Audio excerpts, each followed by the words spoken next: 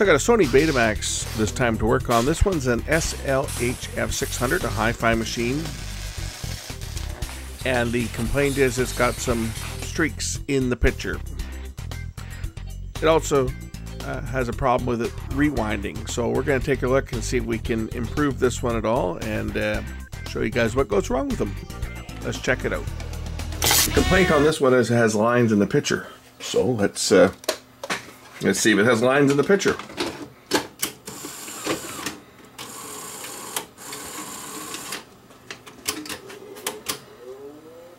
Nice and clean here. It turns out it really isn't. But in the Super Beta, this actually exaggerated this, I guess, tends to look more like that.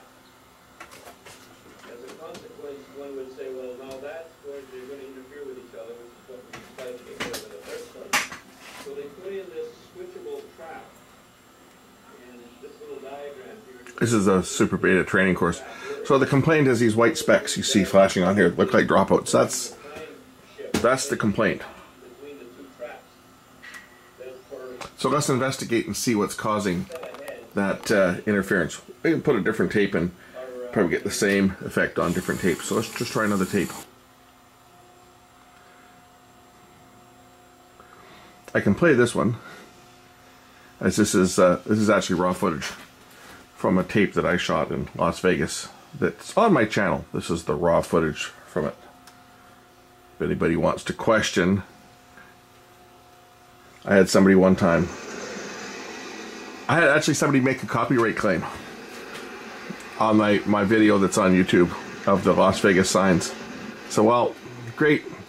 Do you have the raw footage before it was edited with all the background sound? Because I do. Because I shot it. This tape, of course, has seen better days. It's got lots of dropouts. But say this is the raw footage I shot. This was shot on a this particular one was shot on a GCS1, which was the professional beta movie. And you can see, being CCD, you can actually see the pixels. You can see the color filter. The other one that I did the prior time that I was down in Vegas, I had a tube camera with me, and it looks totally different.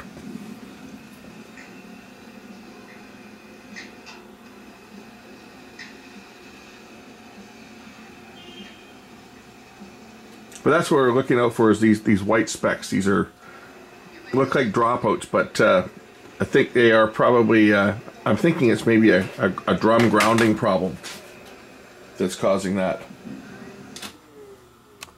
While I take this machine apart, I'll talk to you guys about the dangers of being in the public spotlight on various social medias.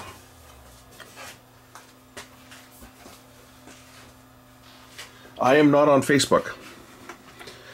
I'm not active on Facebook.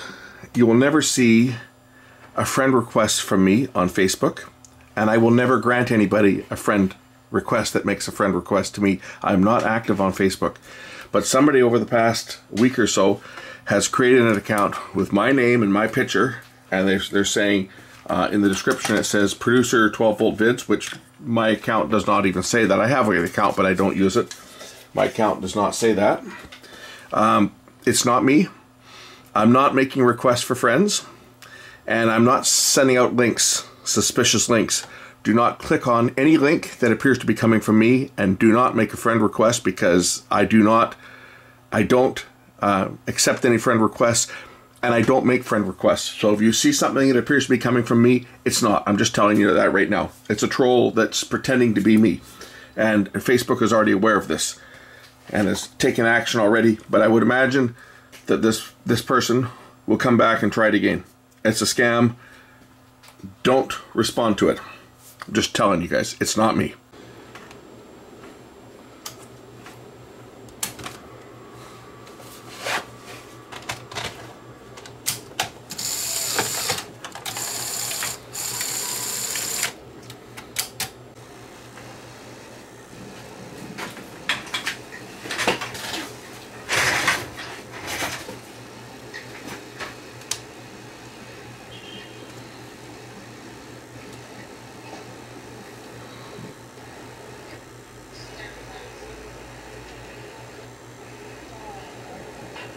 Might be looking at a bit of an alignment problem on this one too. This tape was recorded in a super beta, and I had the super beta switch turned off. Well, that will certainly impact the playback.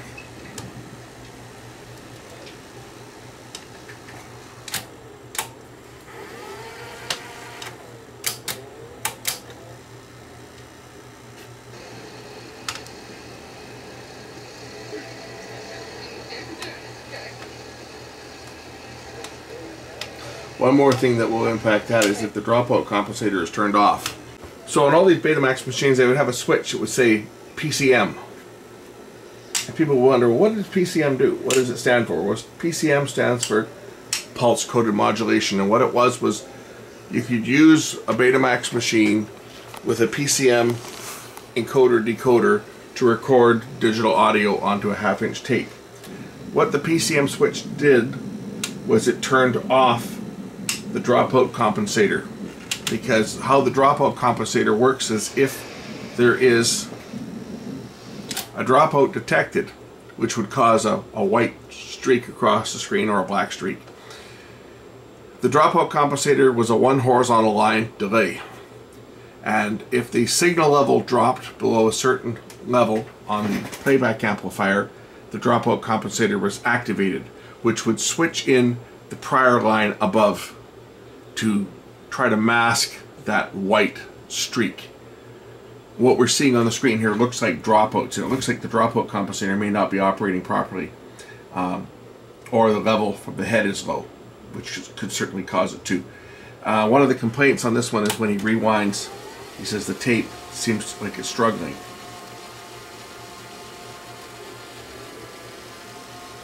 And it does. You hear the speed?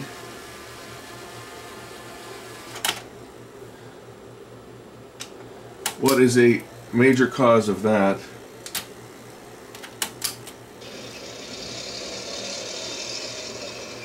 is the upper drum wears.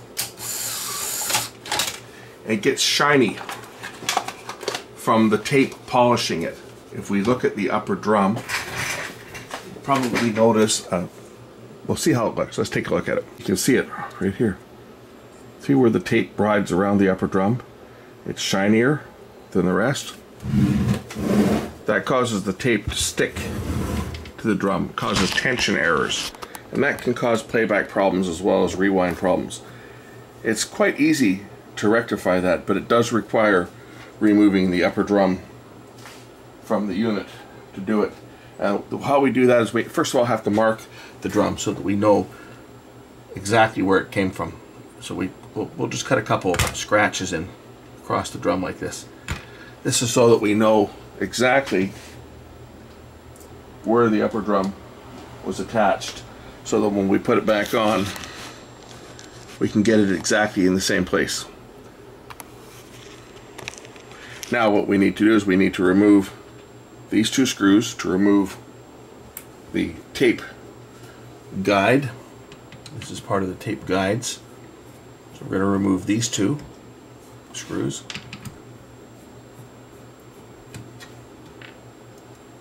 Remove that. Then we need to remove the upper drum. I'm going to get an Allen key to remove the upper drum. It's actually, I think, like a 2.75 millimeter, but the one I've got here is probably close enough, and it'll open this up. There we go. 3/32, a little bit too small. So I went up to the next one up, which I don't even know what it is. It's not listed on my Allen keys here, but I have the right one.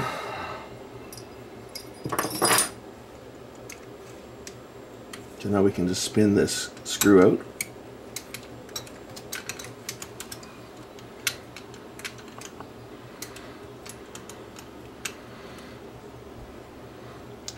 While I take this apart, I'll talk to you guys a bit about Facebook.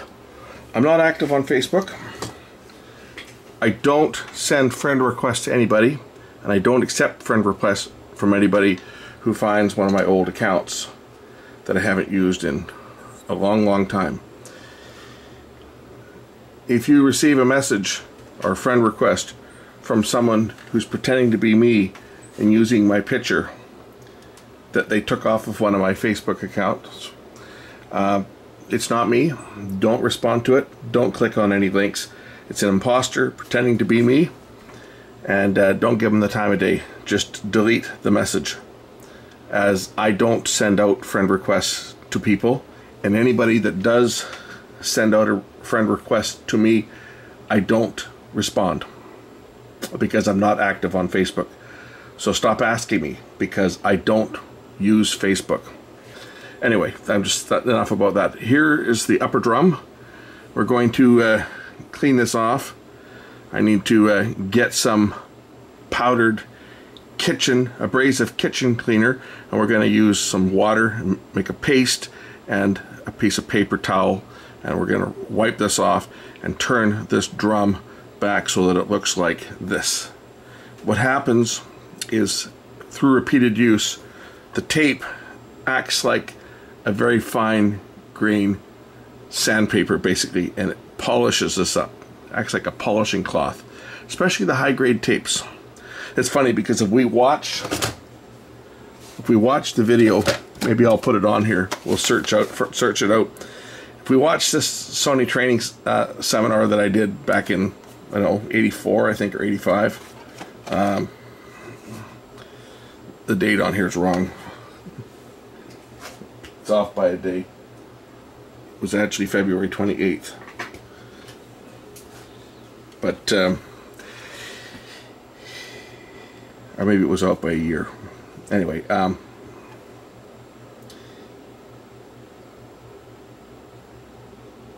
if we watch the tape, the seminar on this one, this Sony training seminar, the instructor actually mentioned about the high-grade tape and this issue on these machines.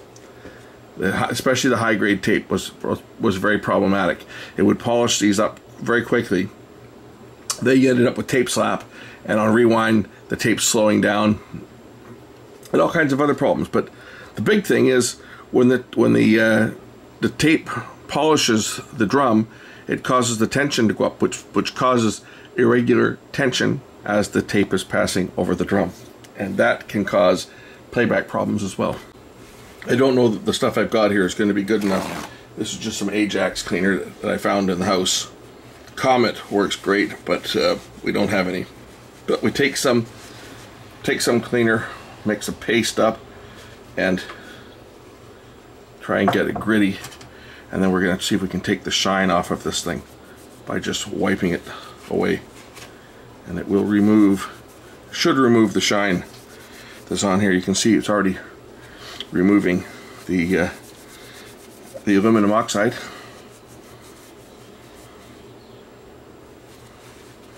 The whole goal is to try and remove that shine.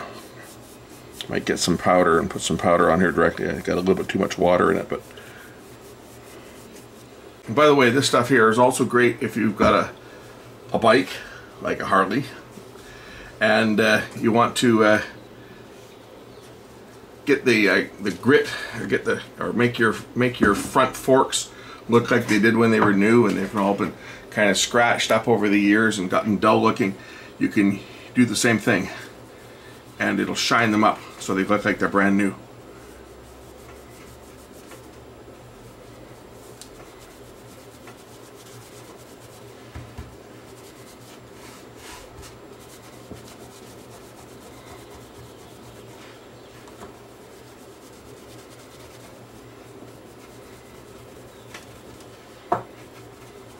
Over the years, I've probably done this to 100 drums.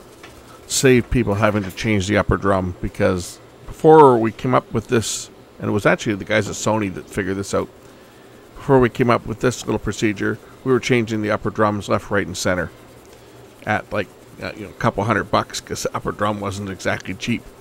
But we were changing them left, right, and center, and then one of the guys at Sony says, "Hey, we figured out we can just remove the shine by using some kitchen cleanser, and it brings them back to like new condition."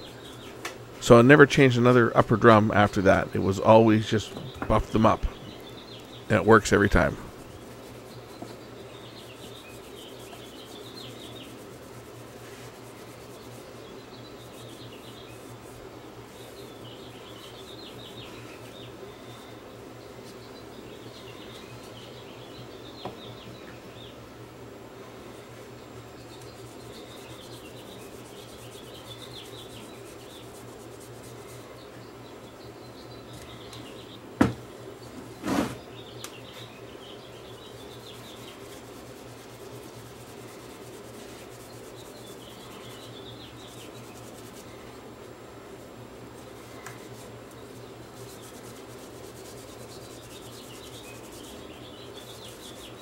I'm going to go take this, I'm going to rinse it off, and you guys will see the difference between before and after.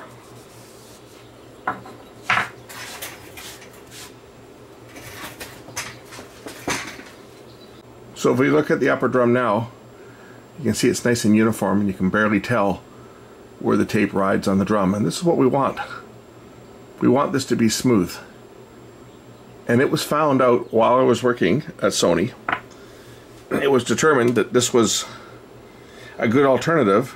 Actually, yeah, we found this out when I was working at Sony, and then we talked about it after when I left Sony at the seminar.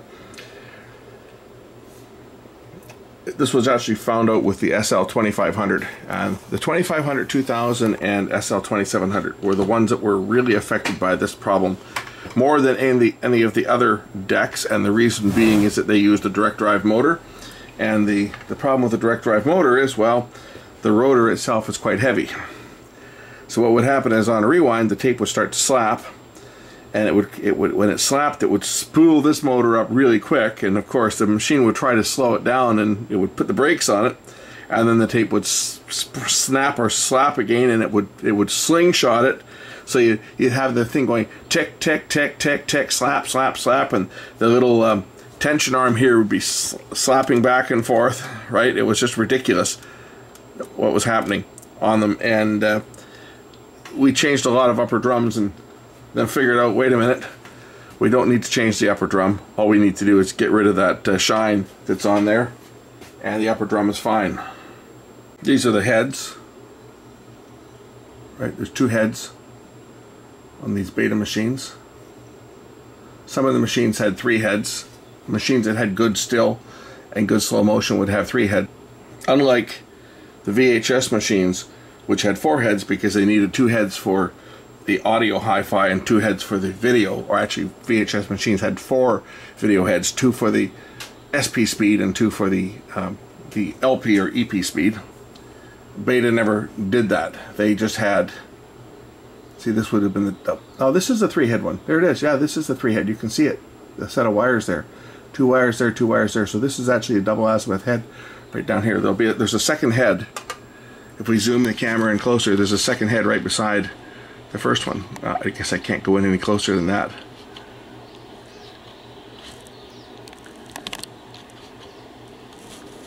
But if we look on this side, this one here is a single head. You can see just one wire, one head chip. I don't know if I can get this camera in any closer without it going out of focus. I'm almost at the limit here for focus. You can see the two heads there. This one's got two windings side by side. It's very hard to see, but there is two heads. You can see them. You can see the little bar there, right between the two of them. The little gap, there's the second head. So one head there, one head beside it. We look at this other one, and it doesn't. It's got a full width chip, you see? Right over the gap there. It's one full width chip. And then this one here, it's got two. One beside the other. You can see the two distinct coils. One coil there, and the other coil over there, compared to that one. So this is the A azimuth head, and this one's got an A and a B azimuth.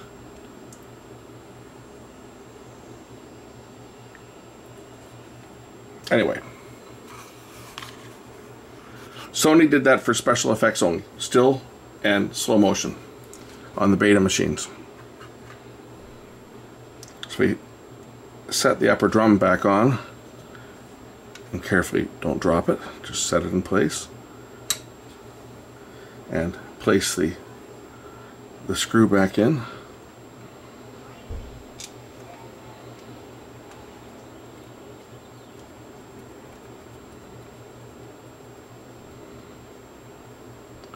Now we want to make sure that we are aligned with the two marks that we put in here, because if you are off a bit, it will obviously affect the alignment. So you see, you can adjust it a bit. So we want to make sure that we get it exactly where the original one was, and then tighten up the Allen key.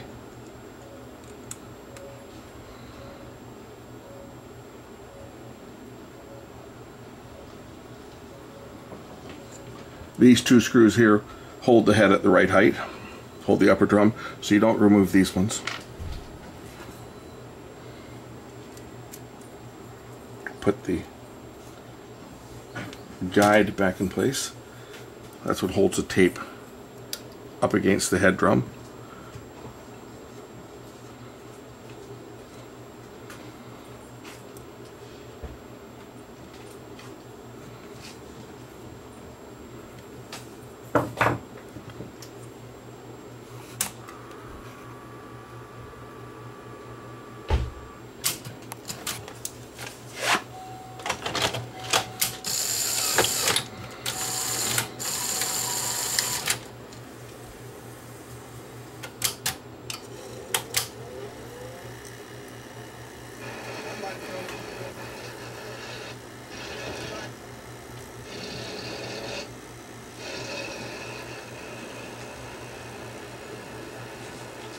Got to get past initial dropout city at the beginning of the tape here. Yeah, this tape is shot. It clean the heads and it'll play for a few minutes and then the heads clog up again on it. This tape itself is shedding its oxide. Watch this. Clean the heads and in a couple of minutes this tape will go bad again. This is what happens with these old tapes. I copied this tape to digital, I guess about, I'm going to say 10 years ago. Put it onto DVD before it got to this as bad as it is now. But this is what happens with old tapes. It's full of dropouts, as you can see. Those specks you see, those flashes, those are actually the tape itself dropping out. And it will go back to snow. A couple of minutes here. If that. A New York steak for $3.25 or $3.75 and prime rib for $3.75. Maybe those were the days. And that was a big piece of steak you got too. Just to lure you in so that they could steal your money.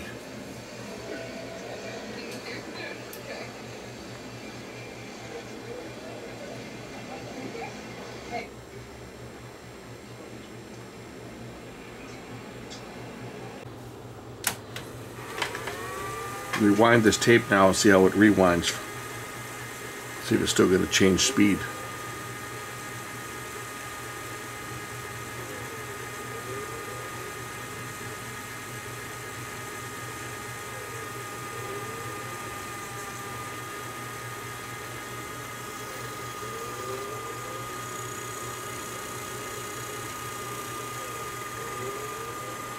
Drum's actually not locked.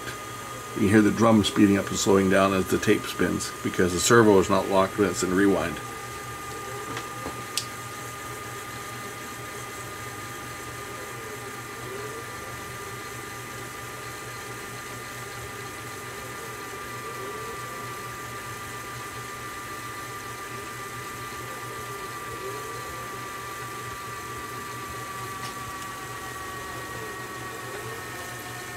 Getting back to the beginning of the tape here.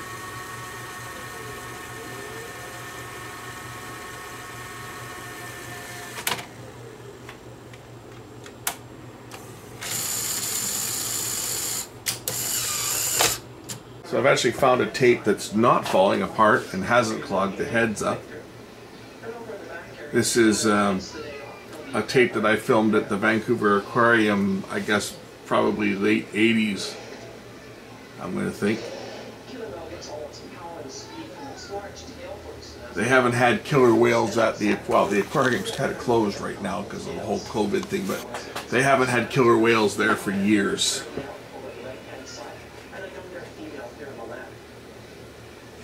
Inside that tail is a muscle which is just over 6 feet long and is said to be one of the most powerful muscles in the animal kingdom. You well imagine it must be very powerful. They move the killer whale through the water, speeds it up to 40 to 50 kilometers an hour.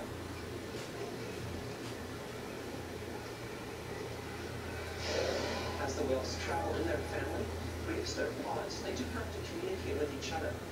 One possible form of communication the whales seem to have is known as tail lolling. This involves smashing their tails on the surface of the water. This is a tape I'm going to have to digitize. I was just going through a box of my beta tapes and I came across this one. I've got so many tapes that are in such poor shape because they haven't been played in so long, right? They've just been sitting, deteriorating.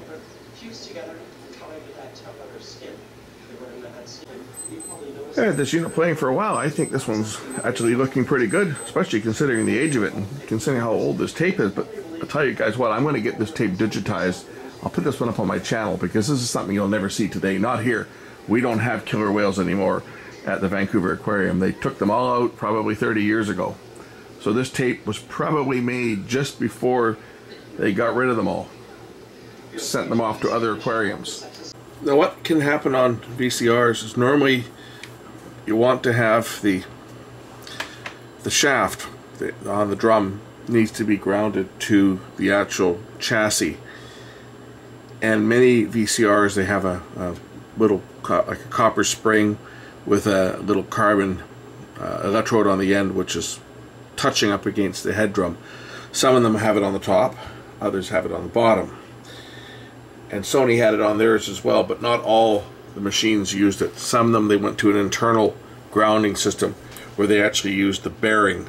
The bearing itself had the ground in to connect the spinning shaft portion to the outside world. When you measure, you should get a good ground here.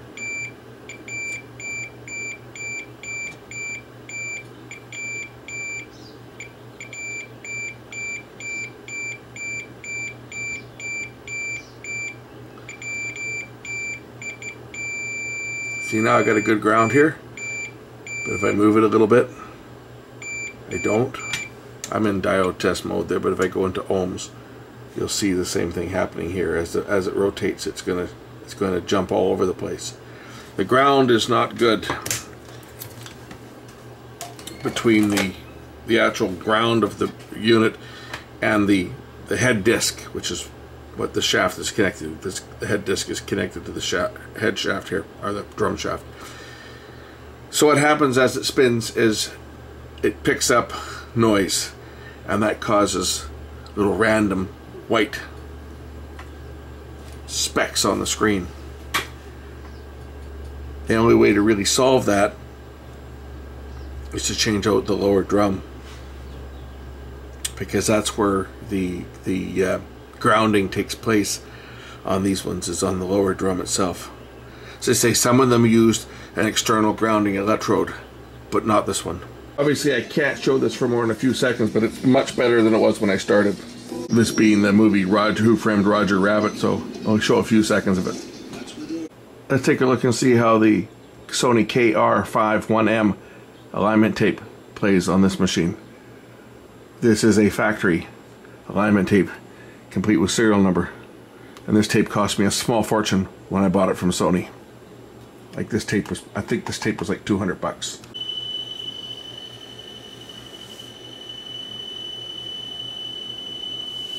Unfortunately, this tape itself is so old that the tape coating is starting to fleck off on this one too and clog heads. That's the problem you've got with old tapes. But as you can see, the white specks are few and far between.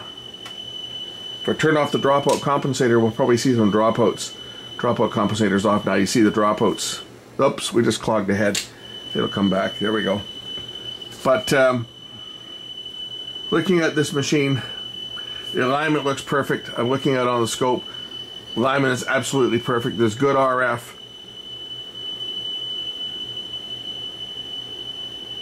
Yeah, there's a lot of flutter there. That's typical for a VCR. This is not a hi-fi recording. The hi-fi signal is actually further up on the tape, recorded in beta 3. This alignment tape has a number of passes on it. I used it fairly extensively when I was servicing beta machines.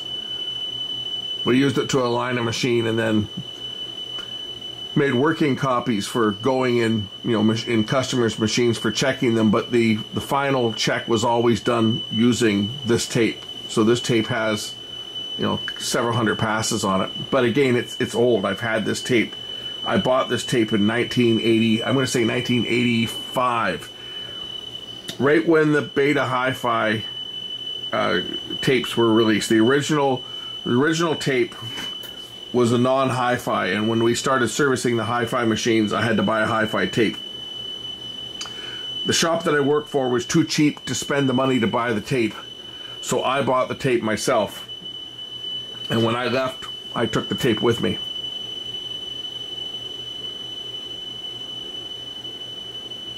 But it's playing back fine, this machine.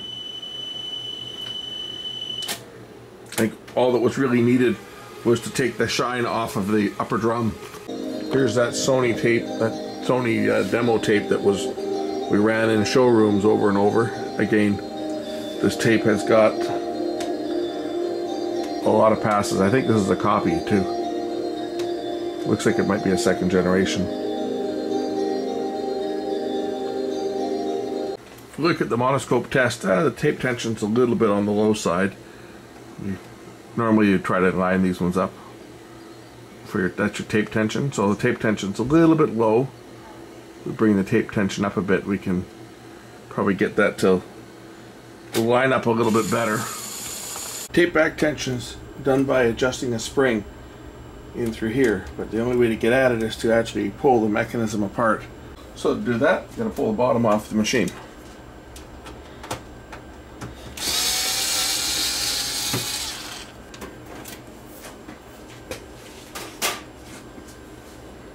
And swing the board out of the way. We're going to remove, I've got the power turned off by the way. We're going to remove this, or swing this board out of the way. And I need to remove the reel table motor assembly. So a couple screws here, 4 of them to be exact. And I can access the reel table motor and reel tables and adjust the back tension band.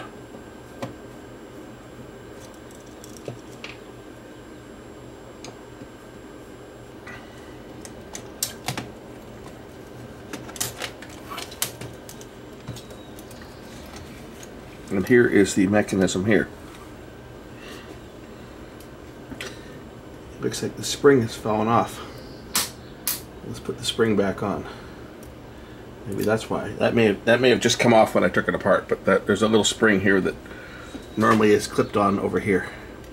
And this is what pulls the back tension arm back. The spring may have popped off when I took it apart.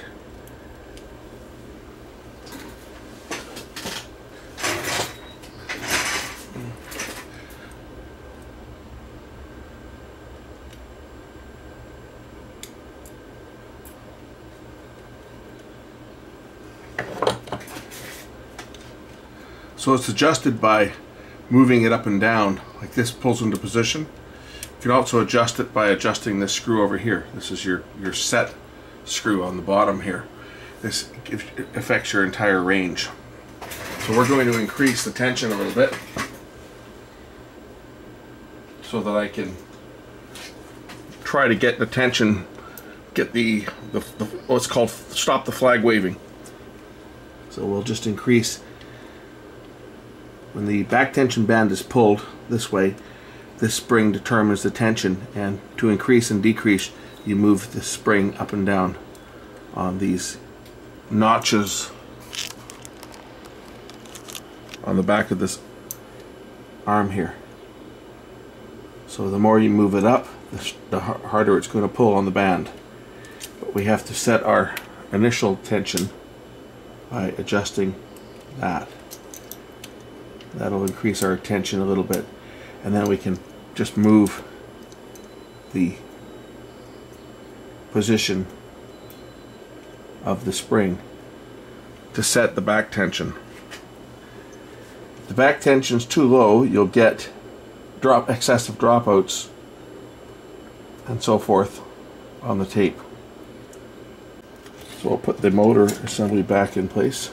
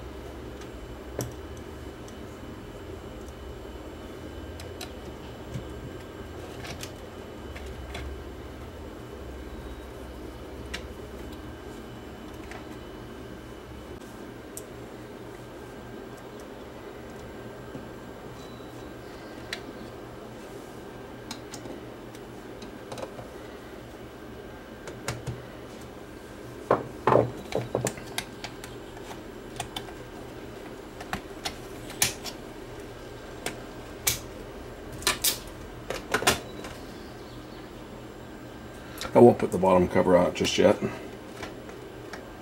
We'll just turn it over and check the tension and see if the tension's any better. Try and get that tension closer to where it's expected to be. Now there were tension tapes available at one point that were also ridiculously expensive from Sony, but I don't have any of those. I had them at the shop, they weren't mine, so I never got to keep them. Well, that's a little better now, I think, than it was before. That split you see there, that's the head switching point. So that's normally at the bottom of the picture, but this was recorded on a modified machine which puts the switching point right into the picture itself. And it's used for the dihedral adjustment. Dihedral adjustment was on the 3-piece head drums. In addition to eccentricity, you had to align the actual heads themselves because you get a split here. That's your dihedral. And you would make minute adjustments to try and get that as close as you could. Tape tension wise, still a little bit low, but these machines did operate at a lower tension than some of the older machines anyway, so it's probably okay. It's basically turned up about as high as it's going to go. What is that noise I hear?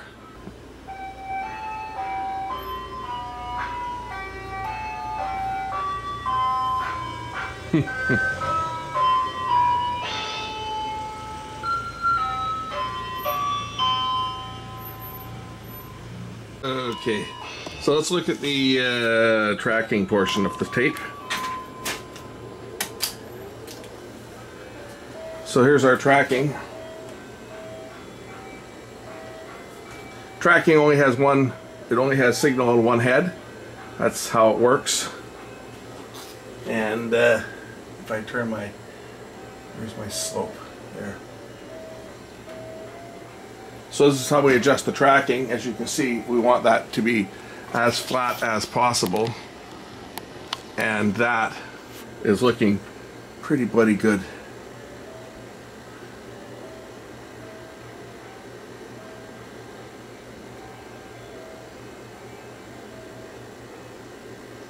Yeah, that's so close.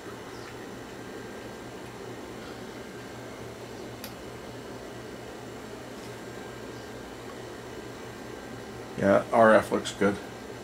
RF looks really good off this machine. I think we're looking okay.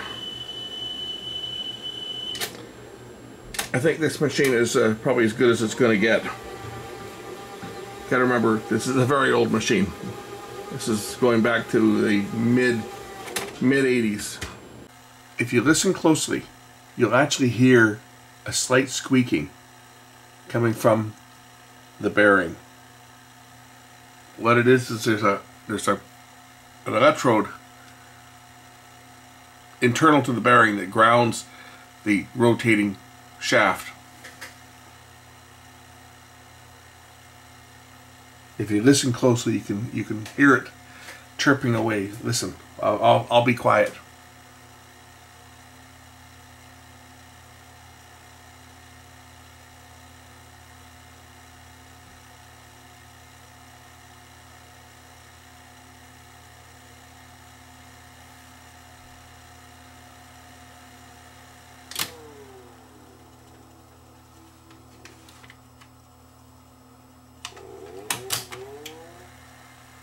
So that's a recording I made. To say this is a very old tape. This is a 35-year-old tape, at least.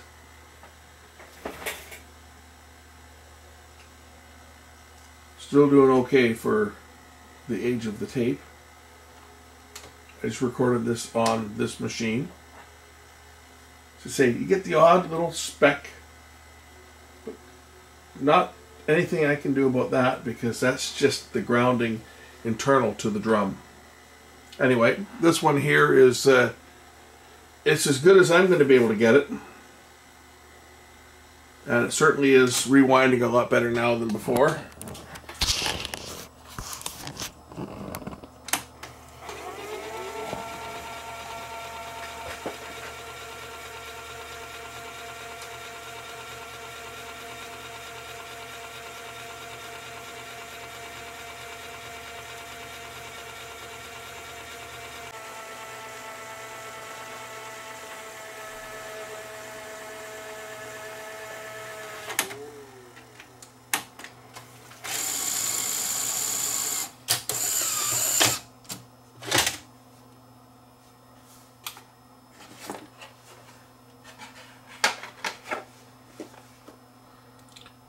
is an L250 tape, but it's an old one. It's a really old one.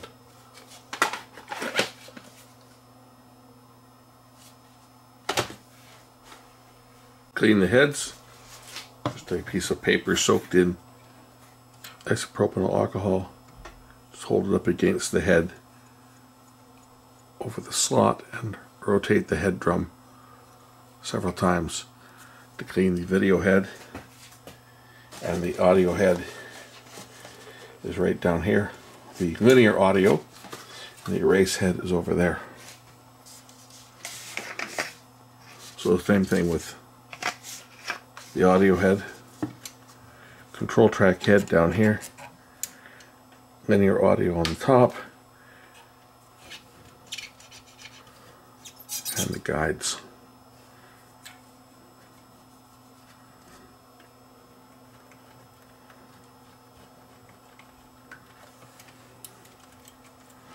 Pinch roller.